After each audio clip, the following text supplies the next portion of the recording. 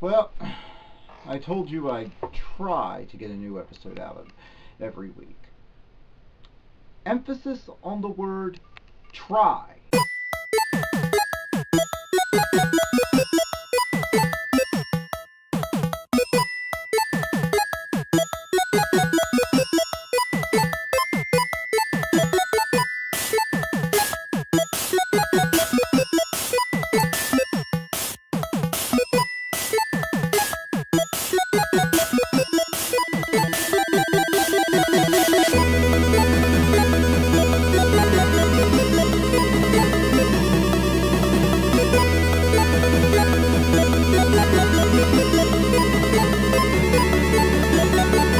Okay, let's talk about the Avengers. No, not those Avengers. I mean the original Avengers. No! I mean, how can I put this so there won't be another mistake? British Avengers. British television Avengers. And no, I'm not talking about some weird spin-off Marvel did at some point that's been buried. No. Sadly, the first team to bear his name, well, we won't be talking about them. Mainly because all their episodes are lost. But they weren't superheroes. But they were spy-fi. In case you're wondering what that term means, and I'm sure many of you don't, as sadly this is becoming a more and more forgotten program, it was a term used to describe this and various other television programs that used the spy formula of, say, James Bond and crossed it with science fiction elements. James Bond itself would dip into it was very, very popular in the 1960s, so popular in fact that James Bond itself would dip into it, if both You Only Live Twice and Moonraker, and arguably Die Another Day. But the specific show I'm talking about is the British television program from the 1960s that also has aired repeatedly on American television via PBS and sometimes major networks. Its most popular run is what we're going to be talking about today, the first episode of that run. It starred Patrick Macnee and Diana Rigg. Patrick Macnee was originally on the show a supporting character. However, when the series' original star left after one season, after the 1961 original season, Patrick Macnee was promoted to series lead. He went from the series underwent a metamorphosis. It had started as a sort of tough spy series, from what I understand. I say from what I understand because, like many British programs, including Doctor Who, there are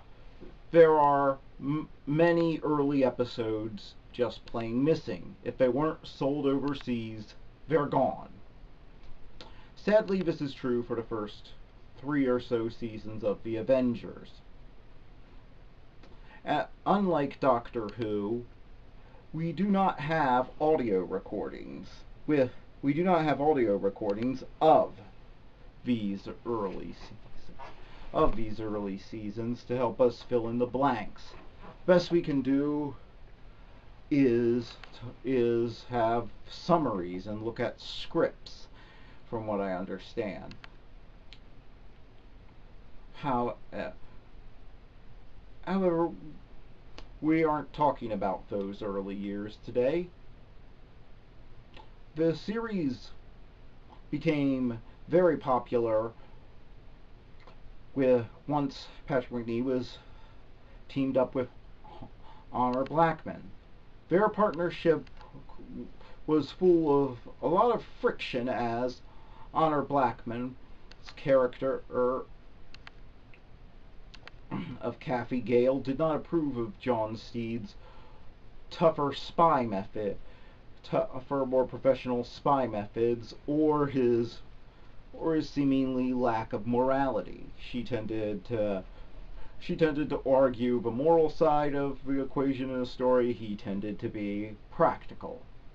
However, Patrick Macnee had been moving his character closer and closer to being a parody, well, almost parody, I should say, more of a loving homage to the typical British gentleman.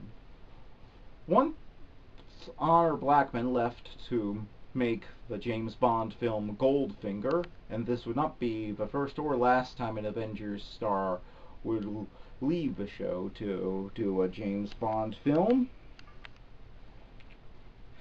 Patrick Macnee's new co-star was introduced in the following episode,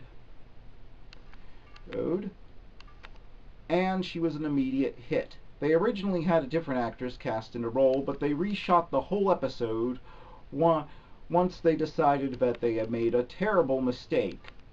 And I think you're going to see why here. Diana Rigg turned out to be the most perfect casting choice, I think, ever made for a TV show. She and Patrick Macnee would remain friends for the rest of their lives, and they hit it off almost immediately on the set, and it shows. Gone was the tough tension of the Kathy Gale years. In came crazy spy-fi with a lot of playful sexual tension and puns and playful banter. And the show had definitely moved into camp territory. One interesting side note: the Avengers shares a creator with Doctor Who. Sidney Newman helped create both shows. And I think it shows you have some sort of representative of the establishment put together with a gifted amateur, and they have random adventures each week. And in both cases, the series moved around the same time, the mid-1960s. The series moved from a more serious tone that it started with a new star moving into more playful tones. And both times, Sidney Newman at first thought it was a bad idea, only to, once he saw the results, say, why weren't we doing it this way to begin with? But I could go on and on and on about the Avengers, mainly because, well, I have a whole book about the making of the show.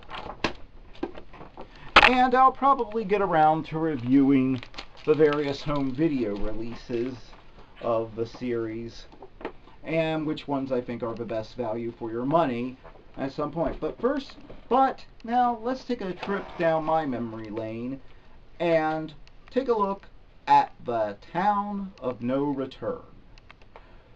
The first Emma Peel episode, and the first episode I ever saw on VHS. Please, YouTube, do not copyright claim this. I have tried to promote a series that the more I talk about it, the fewer people seem to know about it. Please. This will only help your sales. U.S. distributor Lionsgate, I am trying to help your sales of these